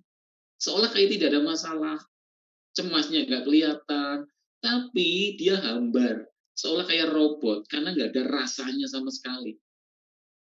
Itu yang pertama, menekan emosi. Kadang-kadang mirip kayak menyangkal gitu loh. Itu nggak benar itu. Yang kedua, biasanya orang itu mengalihkan emosi itu. Contohnya misalnya apa? Pak, maunya kalau saya lagi stres, Pak ya. Kalau saya bawa makan-makan, itu langsung lupa itu stres saya, Pak. Gitu. Ini pernah saya temukan untuk seorang ibu yang gagal berdiet. Diet apapun programnya itu selalu gagal, selalu gagal. Ternyata apa? Ada yang menghambat, ada yang mensabotase upaya dietnya itu. Yaitu apa? Emosi tertentu yang dialihkan dalam bentuk makanan. Saya bantu bereskan emosinya itu. Ketika emosinya selesai, clear, nggak ada pengalihan emosi, program dietnya dengan sangat mudah dijalankan itu. Itu mengalihkan, itu seringkali keliru. Mengalihkan itu macam-macam, nggak cuma makan loh Bapak Ibu. Mengalihkan itu bisa dalam bentuk perilaku. Contoh, anak-anak kita yang bisanya merokok, itu mengalihkan emosi itu. Narkoba, pergaulan bebas, itu adalah mengalihkan emosi. Seolah-olah kalau saya melakukan itu, masalah saya seolah kayak hilang. Padahal enggak, itu mengalihkan saja. Cara yang benar apa? Emosi Bapak Ibu. Emosi itu sejatinya harus diekspresikan keluar. Itu sejatinya. Betul, emosi anugerah Tuhan, saya setuju. Tetapi emosi harus diekspresikan keluar dalam bentuk perilaku. Baik itu emosi positif ataupun emosi negatif. Kalau perilaku yang kita ekspresikan dari wujud emosi positif nggak ada masalah, karena perilakunya cenderung masih baik-baik saja. Yang penting nggak kelewatan. Saking bahagianya terus akhirnya perilakunya under control, itu juga nggak bagus lah. Tetapi masih harus bisa dikendalikan lebih mudah, karena emosi pendorongnya adalah positif. Yang jadi masalah adalah ketika mengekspresikan emosi negatif. Itu jadi masalah, karena perilakunya seringkali merugikan diri kita dan juga merugikan orang lain. Kembali lagi, waktu kita anak-anak, anak-anak pun juga seringkali mengekspresikan emosi loh. Tetapi anak-anak itu mudah banget untuk mengekspresikan emosi. Kenapa? Karena perilakunya itu tidak terlalu diikat dengan etika atau moral. Anak ketika mengekspresikan emosi paling cepat dengan 3 cara. 1, pakai mulut, teriak-teriak, nangis, gerang-gerong sana-sini. Yang kedua, dengan mukul-mukul lewat tangan. Yang ketiga, lewat kaki, nendang sana, nendang sini. Atau bahasa sekarang itu tantrum lah. Itu cara anak mengekspresikan emosi. Tetapi cara itu sebenarnya kurang tepat. Cuman bagi seorang anak, itu yang bisa dia lakukan. Makanya ketika sudah terekspresikan emosi negatifnya itu, anak cenderung tenang. Kemudian karena dia melepaskan emosinya dengan menggunakan tubuh fisik, akibatnya dia kelelahan. Sehingga anak itu langsung mudah tertidur. Itu anak-anak. Orang dewasa nggak bisa seperti anak-anak. Karena orang dewasa nggak bisa mengekspresikan seperti anak-anak, kecenderungannya emosi itu ditekan masuk ke dalam. Dipendem, diempet gitu bahasanya itu. Itu yang keliru. Jadi harus dicarikan cara mengekspresikan emosi itu sendiri. Sebenarnya banyak loh cara mengekspresikan emosi Bapak Ibu. Yang paling mudah adalah apa? Melakukan hobi. Apa hobinya panjenengan? Itu lakukan aja. Itu cara mengekspresikan emosi sebenarnya. Menulis diary misalnya begitu. Atau ibu-ibu seringkali menangis begitu. Itu mengekspresikan emosi. Cuman masalahnya begini, jumlah emosi yang terpendam di dalam diri kita itu kan kita nggak pernah tahu kan, jumlahnya nggak pernah tahu, gitu loh. Kalau emosi ini berasal dari puluhan tahun yang lalu, pasti intensitasnya itu gede banget. Ya bayangkanlah kalau emosi seperti air dalam tandon gitu ya, lalu tandonnya 50.000 liter gitu loh. Terus Bapak Ibu mau menangis, itu bayangkan kayak ngeluarin air itu dengan keran ukurannya setengah dim. Mau berapa lama itu dihabiskan? Saya pernah punya klien seperti itu. Saya tanya, ibu mau mengekspresikan gimana? Nangis. Iya, nangis, silahkan nangis. Saya tungguin sampai 1,5 jam nggak selesai itu. Iyalah, emosinya itu gedenya seperti itu kok mau diekspresikan dengan cara menangis, nggak bisa. Kami punya tekniknya untuk langsung membuka semuanya itu, langsung blek semuanya. Bahasanya kami itu namanya abrasion. Jadi abrasi, melepaskan semua muatan emosi dari masa lalu itu dalam waktu yang secepat mungkin. Sehingga orang itu langsung merasa apa?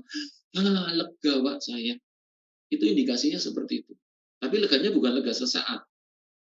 Kalau seringkali kalau kita mengekspresikan emosi dengan cara menangis atau menulis gitu ya, sementara kandungan emosinya sudah sangat banyak dari masa lalu, besok ketika sudah melakukan kegiatan rutin, ya bisa muncul lagi kan perasaan emosi itu kan. Kenapa? Karena belum tuntas. Sekali lagi belum tuntas. Jadi yang paling benar, Pak, ya kita harus membereskan emosi itu. Memang benar kita ekspresikan bisa, tetapi masalahnya emosi ini sudah kadung dalam jumlah yang banyak. Karena berasal dari masa lalu itu. Kalau baru aja terjadi nggak ada masalah. Seperti itu. Ini yang masalah. Jadi kenapa kami merasa bahwa kami bisa membantu beberapa klien dengan teknik yang cepat? Karena kami mempunyai teknik yang efektif untuk bisa menguras emosi yang jumlahnya banyak itu dengan waktu yang sesingkat mungkin. Itu loh maksudnya. Bukan berarti mengekspresikan emosi dengan menggunakan hobi itu nggak efektif. Ya efektif, tapi butuh waktu lama. Itu. Satu lagi, Pak, yang perlu dipahami, dan ini banyak orang Kristen yang ada terjebak ya. Misalnya dia merasa ada sakit hati dengan pasangan. Misalnya, dia sakit hati, dia marah dengan pasangan dengan perilakunya itu. Orang Kristen kan harus mengampuni. Karena Tuhan Yesus juga mengatakan demikian, ampunilah sesamamu, atau ampunilah musuhmu gitu loh. Seringkali kita menipu diri kita. Ada dalam satu seminar, saya sempat ada seorang ibu mengatakan demikian, oh Pak, saya pernah begitu. Suami saya selingkuh, saya sudah mengampuni. Saya tanya sama ibu itu, ibu yakin ibu sudah mengampuni dengan tulus perilaku suami itu? Sudah Pak. Yakin Bu? Yakin. Dia sampai bacakan ayat yang dia pegang. Saya mau izin, Bu, saya izin Bu ya. Boleh saya izin untuk mengecek apakah ibu benar-benar sudah mengampuni dengan tulus? Iya silakan Pak. Saya tanya, ibu sudah berapa lama ibu memendam peristiwa ini sejak kapan ibu alami? 7 tahun yang lalu. Oke. Tolong Bu tutup mata. Sekarang bayangkan kejadian 7 tahun yang lalu itu ketika suami ibu selingkuh. Langsung gestur tubuhnya berubah itu. Langsung muncul getaran bahwa dia seolah kayak memendam suatu kemarahan yang luar biasa. Saya tanya, apa yang ibu rasakan sekarang ini? Marah Pak saya. Itu namanya belum memaafkan dengan tulus. Kita harus jujur dengan diri kita loh. Seringkali orang mengatakan, aku udah memaafkan pasangan hidup saya. Tetapi sebenarnya emosi itu masih ada di bawah sadar. Makanya kami mengatakan membuat statement begini, memaafkan itu harus dilakukan dalam 2 ranah pikiran. Di ranah pikiran sadar dengan ucapan kita, aku memaafkan dan mengampuni pasanganku. Itu ranah pikiran sadar. Tetapi harus juga memaafkan di ranah pikiran bawah sadar. Bagaimana taunya? Taunya adalah ketika kita mengingat kejadian itu lagi, perasaan kita itu datar. Perasaan kita itu netral. Itu namanya sudah memaafkan dengan tulus. Mungkin itu Pak yang bisa saya berikan jawabannya. Matur nuwun. Terima kasih Bapak Purnomo. Bermanfaat sekali. Terima kasih sekali lagi. Pak Wiku. Mari Pak Teguh. Ya, oke.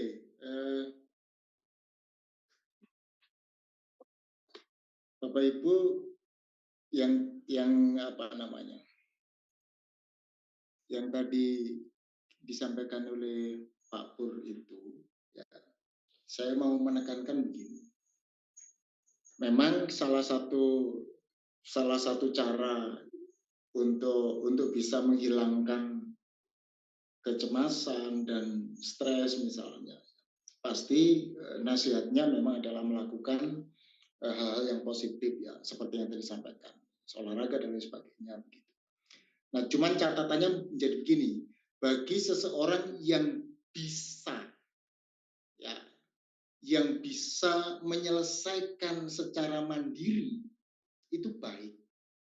Tapi yang tidak bisa melepaskan diri dari kecemasan yang terus-menerus, ya, itu memang baik untuk minta tolong kepada profesional. Gitu. Ya. Kalau memang secara mandiri tidak bisa. Ya, maka Pak Pur bisa menjadi menjadi bagian begitu. Begitu Pak Pur ya. Ya, atau bisa saja katakanlah psikolog misalnya, konselor misalnya, atau para penasihat yang lain. Ya, itu yang pertama. Ya. Tapi hal yang praktis Pak, setelah jenengan ngendiko tadi itu saya mencoba mencari ayat Alkitab gitu ya. Dan itu saya cari gini, apa ada ya di Alkitab yang mengatakan ini loh, supaya kita itu tidak begitu cepat ngomong. Itu kan yang seringkali terjadi kan begitu ya. Kita itu begitu mendengar sesuatu yang nyelekit, yang menyakitkan, yang kemudian membawa kita ke dalam situasi dalam keadaan tertekan, dalam keadaan seolah-olah kita merasa terancam begitu, kita itu langsung marah. Maka nasihat Yakobus itu adalah supaya kemudian kita bukan lebih cepat untuk berkata-kata sebetulnya, tapi lebih cepat untuk mendengar. Ya.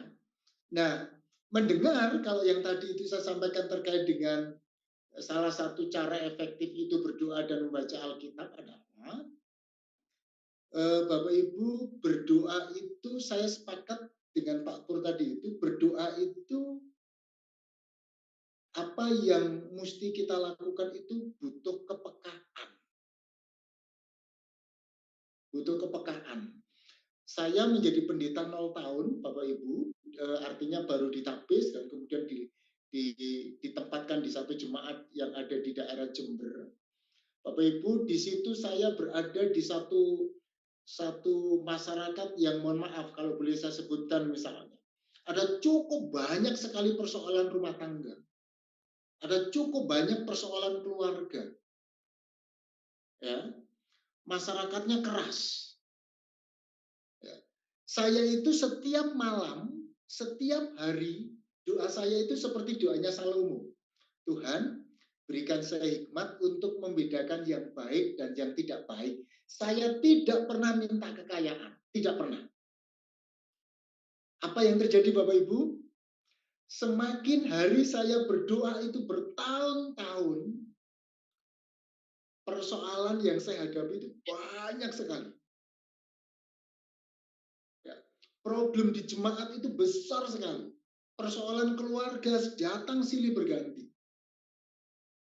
Saya itu baru sadar satu waktu saya beli buku bersama dengan istri ke Gramedia di kota Jember. Ada satu tulisan yang menyatakan begini, kalau engkau berdoa minta sabar, itu diberikan orang-orang sulit di sekitarmu. Begitu. Kalau engkau berdoa minta bijaksana, diberikan orang-orang yang keras kepala di sekitarmu. Begitu. Nah, itu saya baca terus begitu, dan istri saya bilang gini, Papa, ini jawaban doa kita, Pak. Iki bener iki. Jadi karena kita berdoa seperti ini, maka diberikanlah istri yang sulit diatur, anak yang nakal, gitu. Jadi dia mengguyoni saya seperti itu. Nah, rupanya itu menurut saya kepekaan sekian tahun saya berdoa itu, di tahun itu saya baru menemukan jawaban dari doa yang saya alami. Ya, dan peristiwa-peristiwa di jemaat yang terjadi. Nah, artinya apa? Artinya bahwa kepekaan itu penting. Supaya apa? Supaya kita mencoba untuk memahami apa toh yang Tuhan kersake ini. Kalau di Bapak Ibu, kalau di kitab Mazmur pasal 4 itu dia bilang begini, kalau engkau marah, tetaplah diam di tempat tidurmu. Begitu. Kurang lebih ngomongnya begitu. Di kitab Mazmur pasal yang keempat, ayat yang kelima kalau nggak salah. Jadi kalau kita marah, itu kita diminta untuk tetap diam, tapi diamnya di tempat tidur. Ya. Itu kalau di kitab Mazmur. Kalau di kitab Matius, Bapak Ibu, Matius tentang ucapan berbahagia itu, dia bilang begini sebetulnya. Kalau diterjemahkan dengan bahasa yang letterlek gitu ya, berbahagialah orang yang lemah lembut itu. Saya baca dalam satu buku William Barclay itu dia menerjemahkannya begini, marahlah tepat waktu, gitu. Jadi kalau kamu marahlah tepat waktu. Misalnya gini, kadang-kadang gini, kita ini melihat anak kita yang tidak sesuai dengan pikiran kita, misalnya, kita ini menasihatinya besok atau nanti malam. Anak sudah lupa apa hari ini yang sudah kesalahan apa yang sudah dikerjakan. Ya.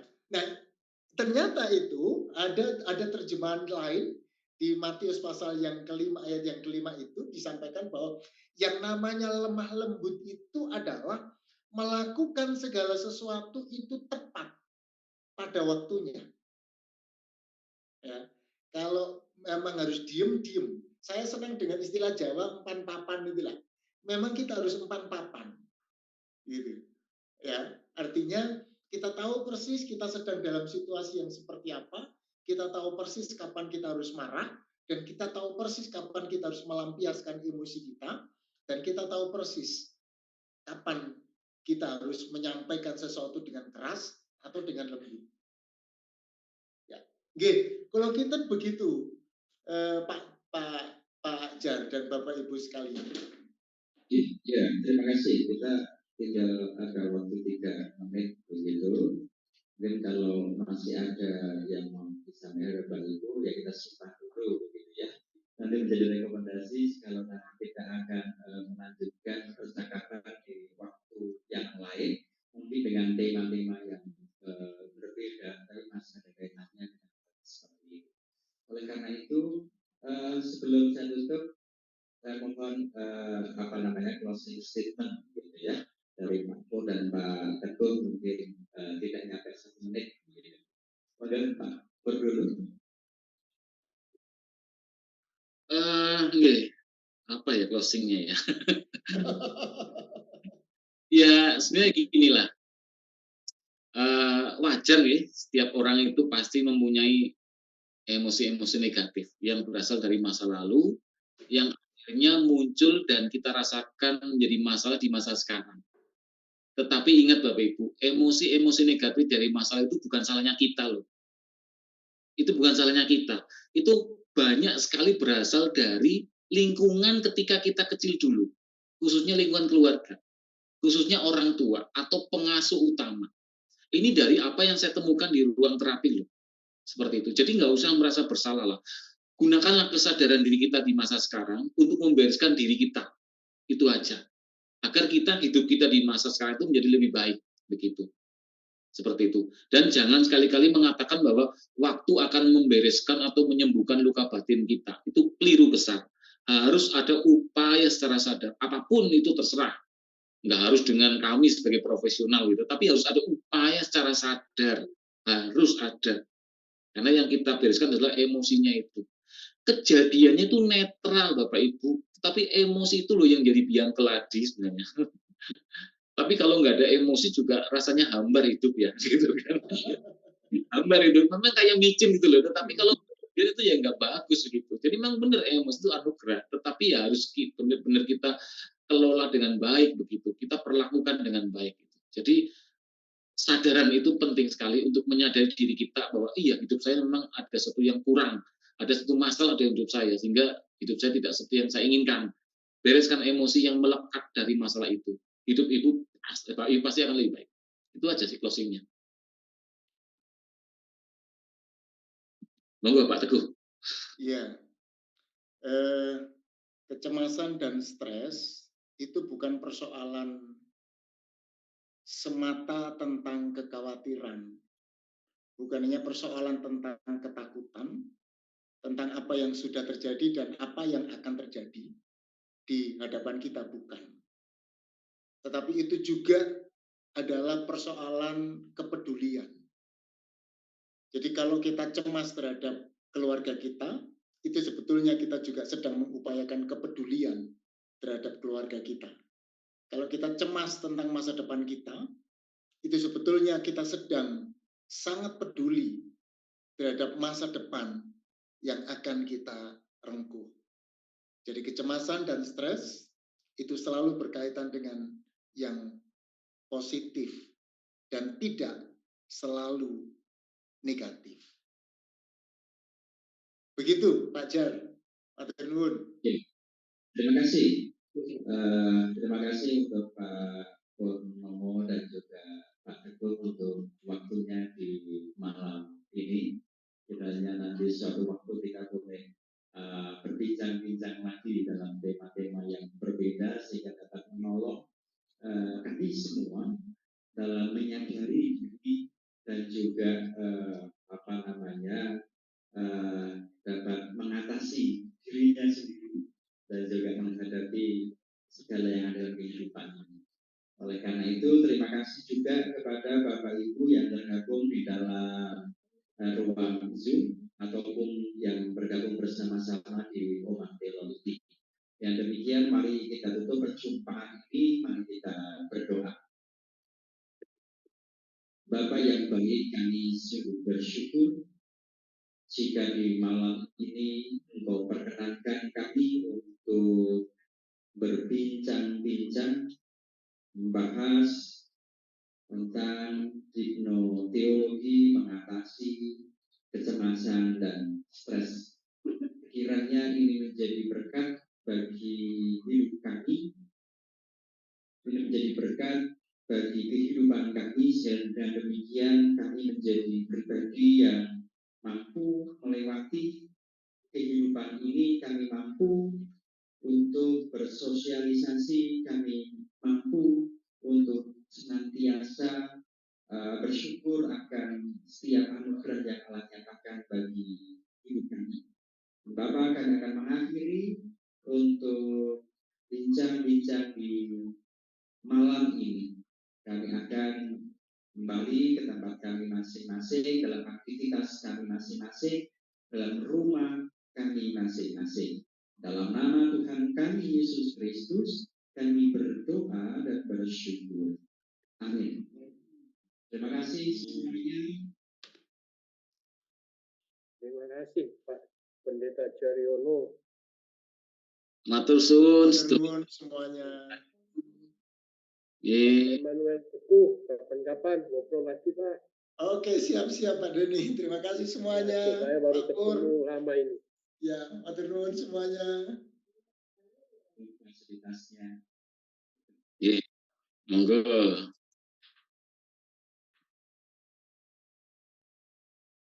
Recording stopped.